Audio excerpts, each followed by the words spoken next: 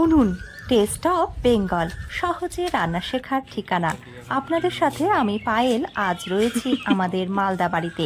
আমি কাল চলে যাব এখান থেকে কলকাতার বাড়িতে। আর আপনারা আমাদের এই বাড়ি দেখে বুঝতেই পারছেন যে এই বাড়িতে অনেক গাছপালা রয়েছে, যার মধ্যে এই গাছে অনেকগুলো এঁচড় ধরেছে। এখান থেকে আমি কয়েকটা এঁচড় কাল নিয়ে যাব এবং আপনাদের দেখাবো এঁচড়ের 3 রকম রেসিপি, পয়লা বৈশাখ স্পেশাল রেসিপি। এই গাছে প্রায় 100-150 কাঁঠাল তো হয়। এবার কটা হয়েছে গুনেছিস?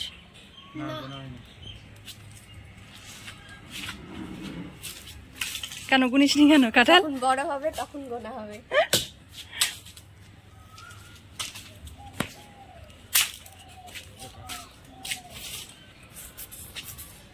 এখন একবারে কচি হয়ে আছে, খুব বড় হয়নি।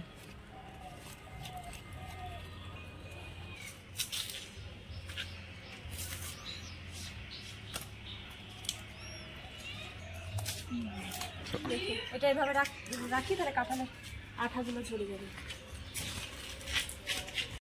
পাতলাগুলো, হ্যাঁ, যেটা এরকম ছোট পাতলা মতন হয়ে থাকে, এগুলো হয় না, এগুলো এটা হবে না, মরে যায় আস্তে আস্তে।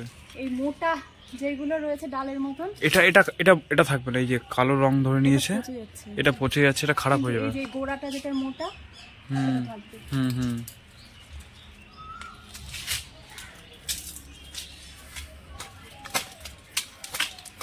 আরে একটা দুটো কাটবে। হ্যাঁ ব্যাস। আরেকটা গাছ প্রচুর আঠাটা ঝরে যায়। চল বাড়ির ভেতরে ওই গাছটা থেকে নেব। এটা আরেকটা গাছ, উপরে অনেক বড়, ভেতরে কয়েকটা এঁচড় আমরা দেখতে পাচ্ছি। যখন বড় হবে দেখতে খুবই ভালো লাগবে, একদম হাতে ধরা যাবে, হাত দিয়ে পারা যাবে এই এঁচড়গুলো। এই কোনাতেও হয়েছে। এই এঁচড়গুলো এখন চলে যাবে মালদা থেকে কলকাতা, তারপর রান্না হবে উনুন টেস্ট অফ বেঙ্গলে।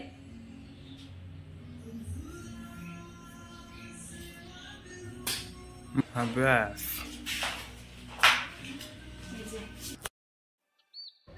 বর্তমানে আমি কলকাতা চলে এসেছি, আর আপনাদের আগেই বলেছি 3 ধরনের রেসিপি দেখাবো একটা ভিডিওতে। একটা রান্নার মধ্যে আপনারা 3 রকমের একেবারে নতুন রেসিপি পেয়ে যাবেন এঁচড়ের, তাই ভিডিওটা আপনারা পুরোটাই দেখবেন।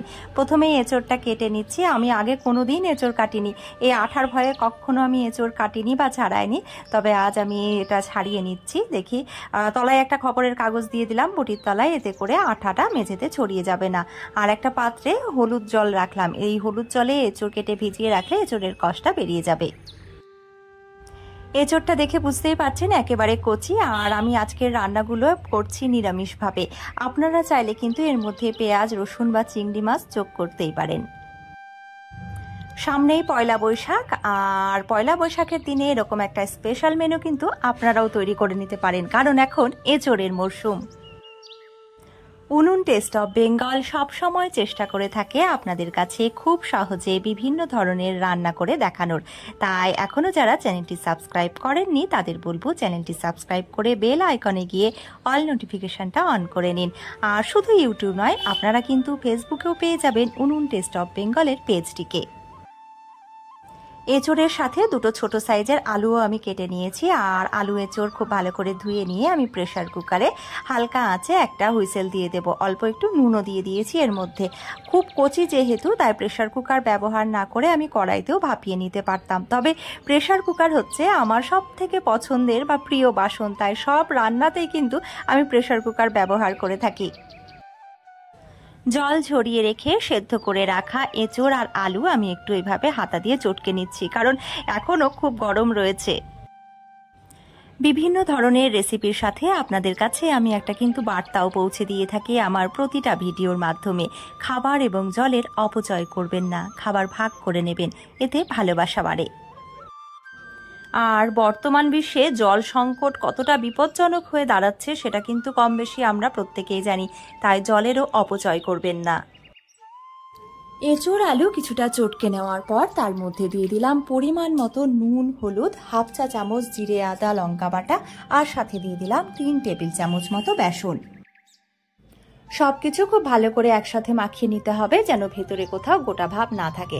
এবারে বলে দিই যে 3টে রেসিপি আমি করতে চলেছি। এর মধ্যে থাকছে এঁচোড়ের কোপ্তা, এঁচোড়ের মুইঠা আর থাকছে এঁচোড়ের মাছ বা নিরামিষ মাছ। আমি কিভাবে এই রেসিপিগুলো তৈরি করছি আপনারা ধাপে ধাপে দেখে নিন।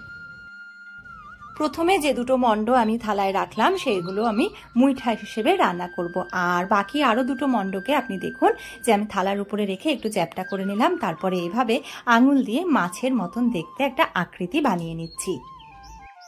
আমি এই রান্নাটা এঁচোড় দিয়ে করছি, আপনারা আপনাদের পছন্দ মতন অন্য সবজি দিয়েও করতে পারেন, যেমন বাঁধাকপি, তারপরে কাঁচকলা কিংবা পনির দিয়েও কিন্তু এইভাবে রান্না করতে পারেন। আর মাছের আকৃতি না করে একটু যদি গোল মতন আকৃতি বানিয়ে নেন তাহলে কিন্তু বাচ্চারা ডোনাট ভেবে খেয়ে নেবে, কারণ এখনকার বাচ্চারা ডোনাট খেতে খুব পছন্দ করে।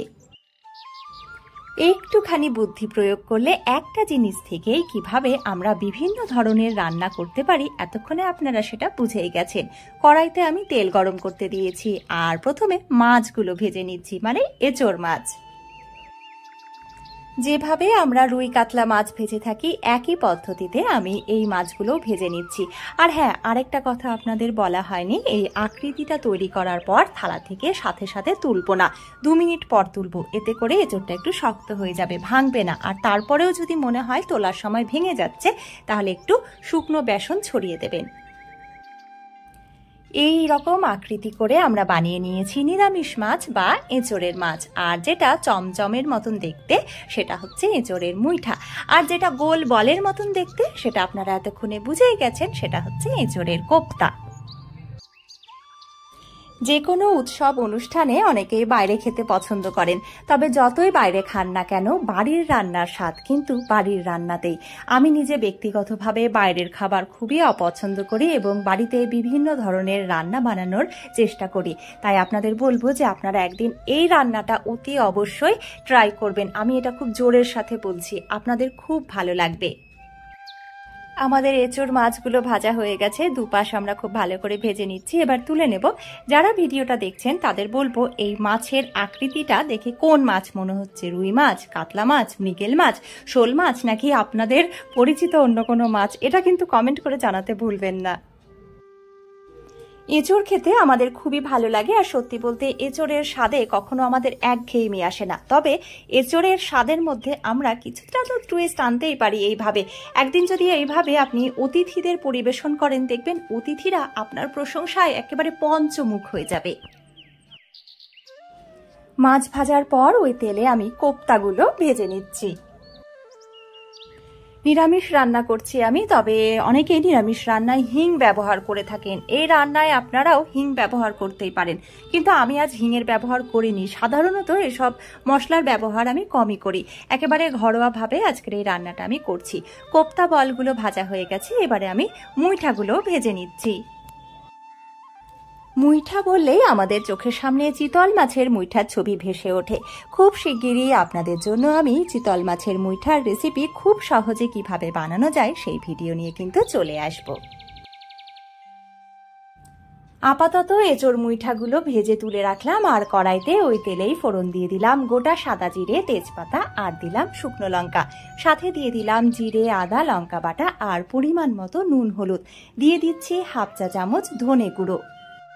বাটা মশলার মধ্যে এখানে রয়েছে 3টে কাঁচা লঙ্কা, 5টা শুকনো লঙ্কা, আর রয়েছে 1 চামচ গোটা জিরে, সাথে রয়েছে 1 ইঞ্চি মতন আদা। এই মশলাগুলো আমি খুব ভালো করে বেটে নিয়েছিলাম।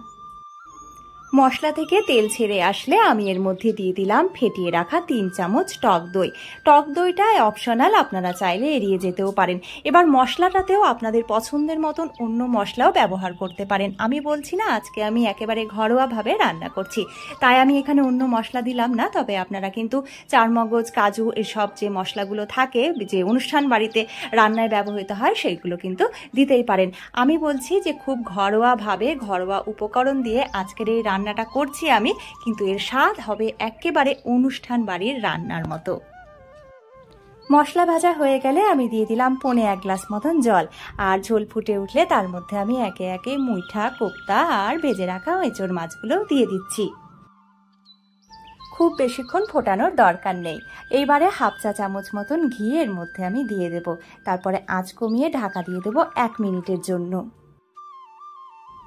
রান্নার পরে মাছ, কোপ্তা, মুইঠা যাই বলি না কেন সেইগুলো গ্রেভি থেকে সরিয়ে রাখবে, নইলে গ্রেভি কিন্তু শুকিয়ে যেতে পারে।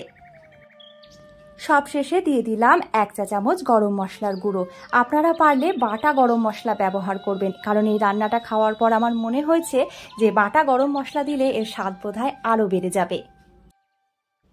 শুধু ভাত নয়, পোলাও, ফ্রাইড রাইসের সাথেও এই রান্নাটা খেতে খুবই ভালো লাগবে। মূল কথা হচ্ছে একটা দুর্দান্ত স্বাদের রেসিপি আজ আপনাদের সাথে আমি ভাগ করে নিয়েছি। ভিডিওটা আপনাদের ভালো লেগে থাকলে আপনারাও প্রিয়জনদের সাথে শেয়ার করে নিন বা ভাগ করে নিন, কারণ শেয়ারিং ইজ কেয়ারিং। আজ আমি নিজে রান্না করে নিজের রান্নার প্রতি নিজেই মুগ্ধ হয়ে যাচ্ছি। একেবারে জিভে জল আনা রেসিপি। আপনারা দেখেই বুঝতে পারছেন যে এটা দেখতে কতটা লোভনীয় হয়েছে।